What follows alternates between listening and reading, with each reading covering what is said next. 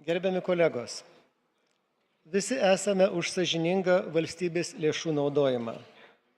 Kaip ir medicinoje, svarbiausias tikslas yra žmonių sveikata, bent jau žodžiais. Tačiau šita čekučių istorija man primena tokią medicininę istoriją.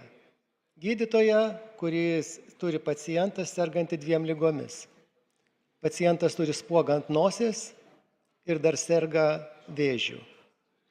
Bet visas dėmesys spuogui ant nosies. Prisiminkime, ESO. Vartotojai permokėjo 160 milijonų eurų.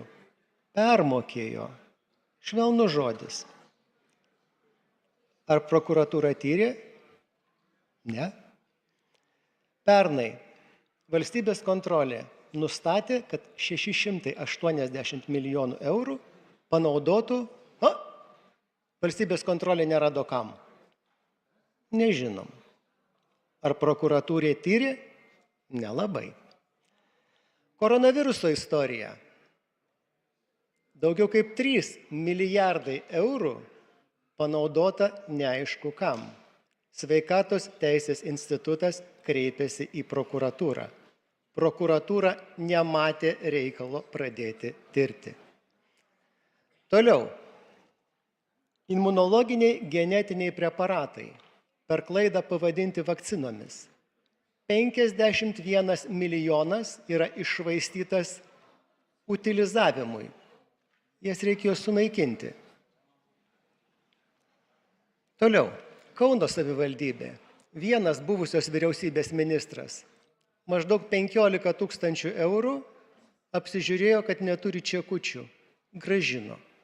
Kitas panašią sumą negrąžino. Tai palyginkime šitus atvejus su kitu atveju, kai žmogus 4 metus dirbo savivaldybės narių nemokamai, vėliau buvo, kaip žinome, jau 2 metai kaip mokama už tą darbą savivaldybės nariams, taigi 2 metus dirbo nemokamai ir neapsižiūrėjo per savo žioplumą su 800 eurų. Prisiminkime tą gydytoją ir pacientą, kuris serga vėžiu ir dar turi spuogą ant nosies. Ačiū už dėmesį.